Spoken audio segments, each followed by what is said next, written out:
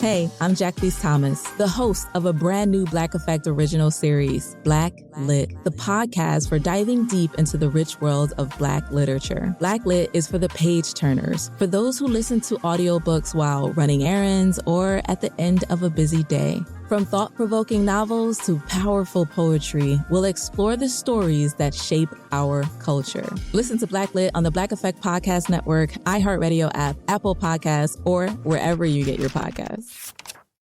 Hey, I'm Gianna Prudenti. And I'm Jamae Jackson Gadsden. We're the hosts of Let's Talk Offline from LinkedIn News and iHeart Podcasts. There's a lot to figure out when you're just starting your career. That's where we come in.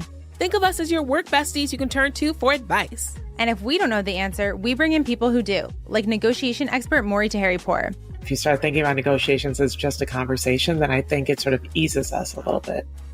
Listen to Let's Talk Offline on the iHeartRadio app, Apple Podcasts, or wherever you get your podcasts. Want to know how to leverage culture to build a successful business? Then Butternomics is the podcast for you. I'm your host, Brandon Butler, founder and CEO of Butter ATL. And on Butternomics, we go deep with today's most influential entrepreneurs, innovators, and business leaders to peel back the layers on how they use culture as a driving force in their business. Butternomics will give you what you need to take your game to the next level. Listen to Butternomics on the iHeartRadio app, Apple Podcasts, or wherever you get your podcasts. Are you looking for more purpose? Do you care about living a life of well-being? Are you interested in universal wisdom and spirituality? If you answered yes to any of these questions, I think you'd love my personal newsletter, Weekly Wisdom. I've been sending it out every Thursday for the last 4 years. I cover a wide variety of topics that contribute to our daily well-being and happiness.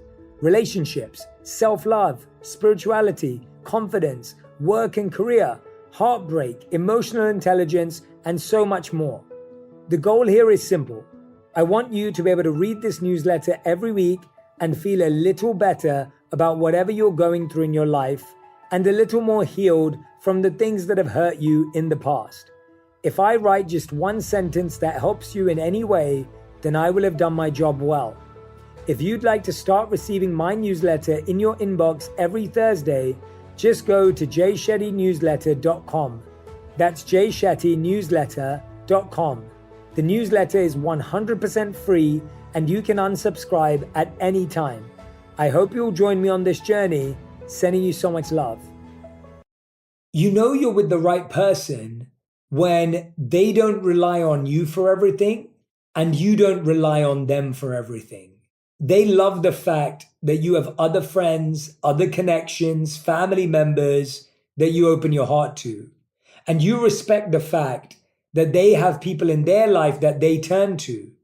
You don't feel insecure about the fact that they open their heart to someone else but you. And they don't feel upset about the fact that you may share your heart with someone else. Because what you truly want is for you and the other person to feel supported, feel cared for, and ultimately that you both want what's best for each other. The #1 health and wellness podcast. Jay Shetty. Jay Shetty. The one, the only Jay Shetty. Hey everyone, welcome back to On Purpose. Thank you so much for tuning in to another episode with me, your host, Jay Shetty. I am so grateful, so honored, and so happy that you chose to spend the next just under 30 minutes with me for one of our workshops. And today's session is all about what to do if you're still not over your ex. It might have been 10 hours. It might be 10 days. Maybe it's 10 months, or maybe it's even 10 years, and you're still not over your ex. You keep checking them up on Instagram. You're always asking your friends about what they're up to. Maybe you even go back and look at their Facebook account. Whatever it is, you're still obsessed. You're still connected, and you're not able to truly move on. And when I talk about moving on, there's two types of moving on. One type of moving on is the type of moving on where we say we've moved on. When people ask us, we say, yeah, of course I've moved on. It's been 10 years. It's been 10 months. Come on, I'm over it. And then there's the moving on where the person becomes such a distant memory that we feel like it was another lifetime, like they were with a completely different version of us, and that part of us doesn't even exist anymore. And a lot of us want to get to that second place. That sounds enticing. It sounds exhilarating to think that maybe I could get to a point one day where the person feels like a distant memory. But I'm here to tell you this. It's absolutely normal to feel like you're not over your ex. It doesn't make you weak. It doesn't make you someone who's got it all wrong. It doesn't mean that you don't have a future. It doesn't mean that you'll never get over them, but it's extremely, extremely normal. And there's a lot of people who, after experiencing a breakup, can actually get sick. They can feel depressed. And research shows that that level of pain can actually be justified. It can actually be really difficult to move on from those feelings. And according to neuroethicist Nicole Vincent, the emotions you feel and build on in a relationship are brought about by a range of different neurochemicals. Now, this study blew my mind when I first read about it. So listen to this carefully.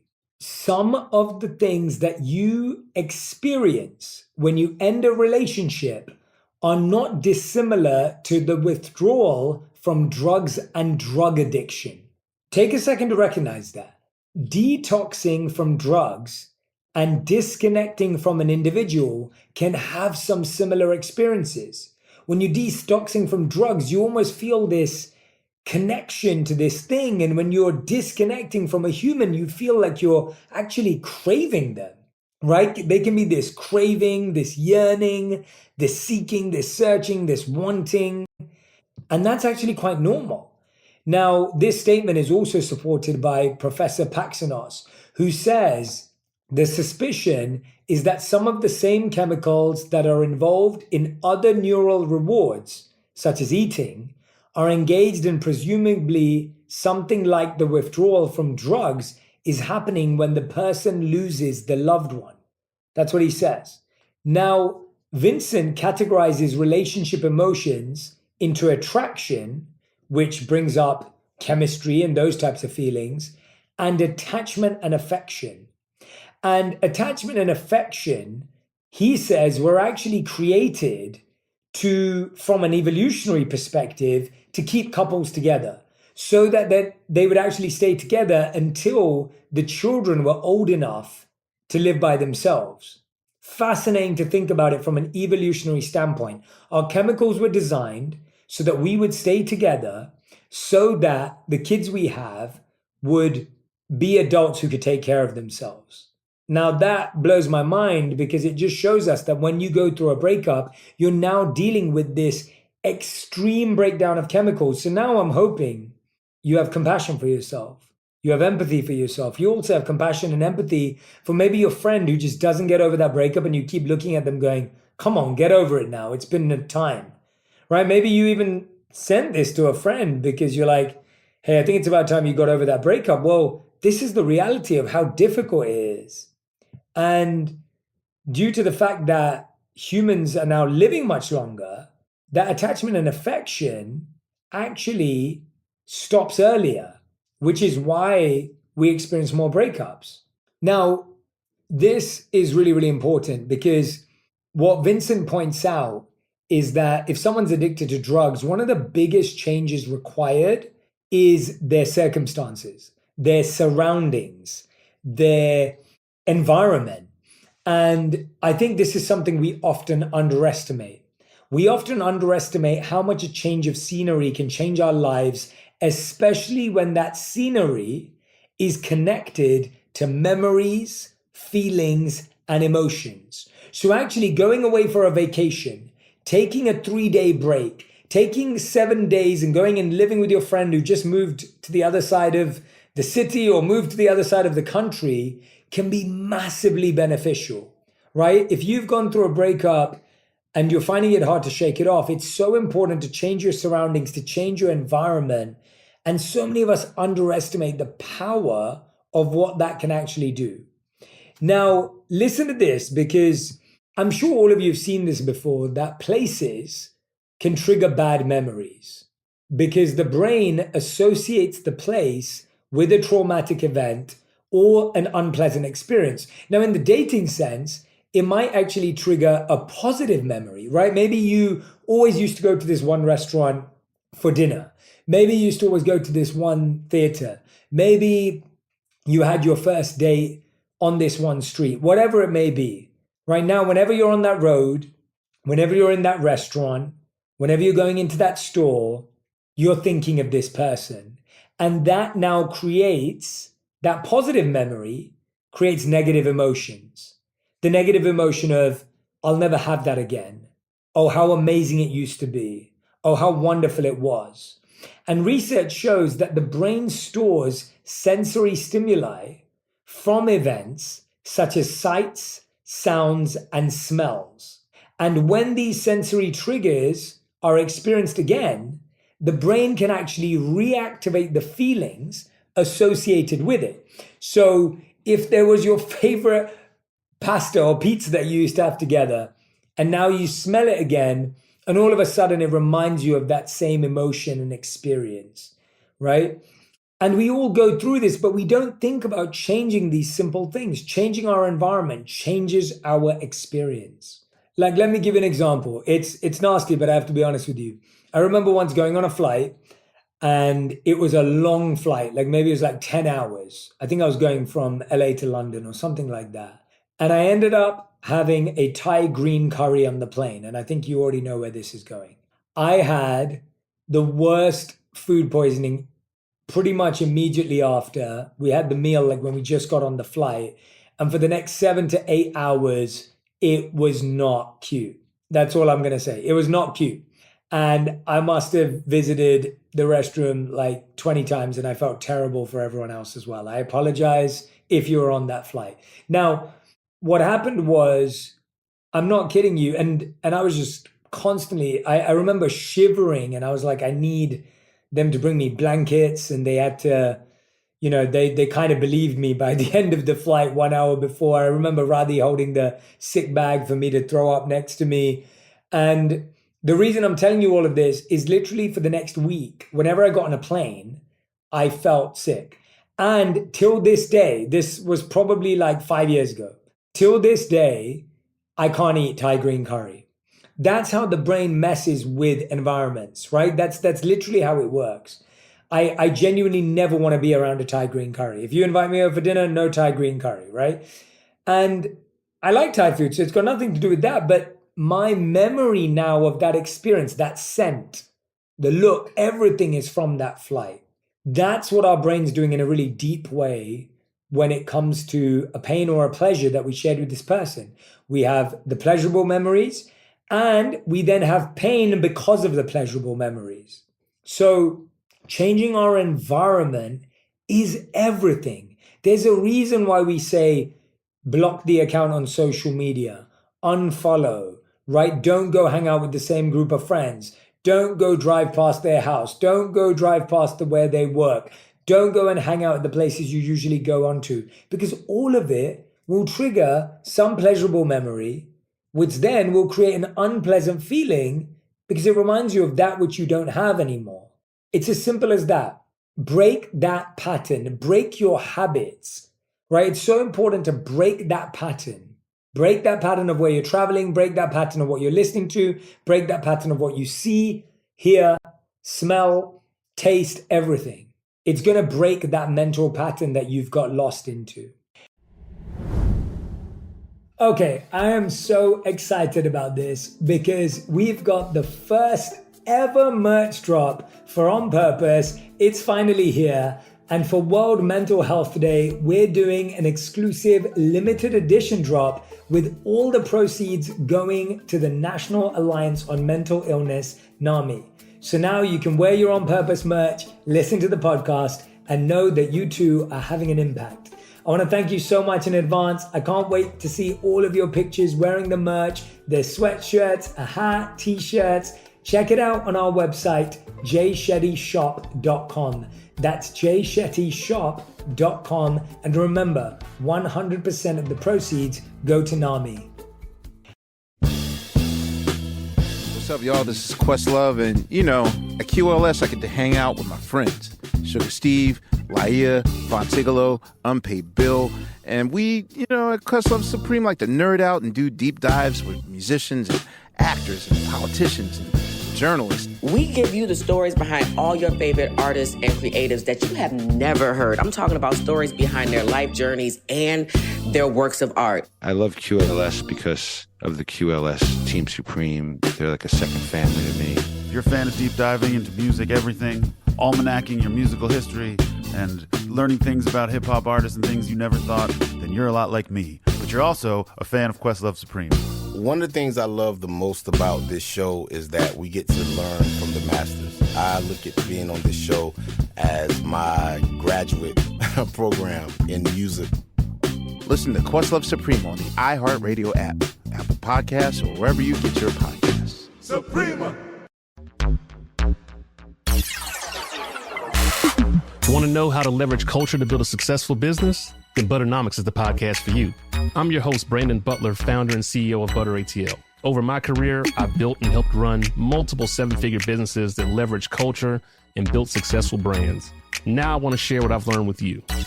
And on Butternomics, we go deep with today's most influential entrepreneurs, innovators, and business leaders to peel back the layers on how they use culture as a driving force in their business. On every episode, we get the inside scoop on how these leaders tap into culture to build something amazing. From exclusive interviews to business breakdowns, we'll explore the journey of turning passion for culture into business. Whether you're just getting started or an established business owner, Butternomics will give you what you need to take your game to the next level. This is Butternomics. Listen to Butternomics on the iHeartRadio app, Apple Podcasts, or wherever you get your podcasts. Hey, I'm Jacqueline Thomas, the host of a brand new Black Effect original series, Black Lit, the podcast for diving deep into the rich world of Black literature. I'm Jacqueline Thomas, and I'm inviting you to join me in a vibrant community of literary enthusiasts dedicated to protecting and celebrating our stories. Black Lit is for the page turners, for those who listen to audiobooks while commuting or running errands, for those who find themselves seeking solace, wisdom, and refuge between the chapters. From thought-provoking novels to powerful poetry, we'll explore the stories that shape our culture. Together, we'll dissect classics and contemporary works while uncovering the stories of the brilliant writers behind them. Blacklit is here to amplify the voices of Black writers and to bring their words to life. Listen to Blacklit on the iHeartRadio app, Apple Podcasts, or wherever you get your podcasts. Now, the other thing that we have to do after changing our environment, which, by the way, I'm just really laying into because I don't think we do it enough. I think we say it, we hear it, and then we keep doing the same thing, going to the same places. But after that, we have to identify what we're missing. And we have to identify whether it's a habit or an emotion, right? Now think about that. Sometimes what we're missing is the fact that every night at 8 p.m., that's the person we used to call. First thing in the morning, that was the first person we texted. That's a habit. We've built up a habit, and now our mind reminds us of that habit in that moment every single time. So when it hits 8 p.m., we're waiting for that call. We're now feeling all the emotions of not receiving that call, not hearing that person's voice, not hearing them say whatever we used to love hearing them say. And in the morning when we wake up, we don't have that morning message. That's a habit that we're missing. And what we have to do is we have to replace that habit. Otherwise, our mind will simply spiral. Our mind will go round and round and round and round again and again and again because that habit is not fulfilled, right? It's as if you expected the episode of the podcast to drop and you were just sitting there pressing refresh. You were waiting for the next episode on Netflix to come out, and for some reason there was a glitch and you just kept pressing refresh, right? That's what our mind does. It keeps pressing refresh and then nothing changes because that person's not magically going to call. And now that habit is a cause for pain. We have to replace that habit. Who are you going to text instead in the morning, right? Who else are you going to ask and say, can you please text me in the morning so I have a text to look forward to? Who are you going to call instead at 8 p.m.? We have to find a replacement, a substitute for that habit because otherwise that habit will turn into a spiral. Now, it may be an emotion that we miss. Maybe it was that you felt cared for. Maybe that person made you feel adventurous. Maybe that person made you feel confident. It's an emotional exchange that maybe we've lost. We have to go and find that emotional exchange from ourselves, from someone else in our life, and from an activity, right? Going to create adventurous places, going to try out. The reason why people say things like try a new class, go to pottery class, try a new trainer, go to a new gym, work on yourself. It's really not the work on yourself. It's the fact that you're getting to experience that emotion from somewhere else. You're building your confidence rather than waiting for them to say you're confident, right? You're building your own confidence and your own belief in who you are, then letting someone else validate it. Let me tell you. You're building your own confidence and belief in yourself, then letting someone else validate it. So identify, are you missing a habit and replace it? Are you missing an emotion? Substitute it. These are great techniques and tools for you for the long term, even after a breakup. I often ask people to write down a list of what they really want in life. Emotions that you want, adventure, excitement, surprise, whatever it may be. And ask yourself, who in your life gives you that? And if you keep drawing it to the same person or to no one, go and build a new relationship that gives you that, right? There are certain friends that I know are amazing for adventure. There are other friends that I know that are great for vulnerability. There are other friends that I know that are great to listen to me and hear me out. There are different friends for different things. And I think so many of us either rely on the same people for everything, or we rely on ourselves for everything. You know you're with the right person when they don't rely on you for everything and you don't rely on them for everything. They love the fact that you have other friends, other connections, family members that you open your heart to. And you respect the fact that they have people in their life that they turn to. You don't feel insecure about the fact that they open their heart to someone else but you. And they don't feel upset about the fact that you may share your heart with someone else. Because what you truly want is for you and the other person to feel supported, feel cared for, and ultimately that you both want what's best for each other. I think one of the biggest things that we miss out on is that when you keep ruminating, when you keep spiraling, when you keep going round and round in circles, what you're doing is you're going deeper and deeper into what you don't have. And what you end up doing is taking up a lot of mental space, a lot of energy that is taken away now from new things and new opportunities. When we use our mental space to think about could've, would've, should've, what if this, if that, what we're doing is we're stealing time from a new person. We're stealing space from a new opportunity. We're stealing energy from a new life. Why would you ever steal from yourself? When we're more obsessed with the past rather than focused on the opportunities of the present, we're stealing from ourselves. We're stealing time. We're stealing energy.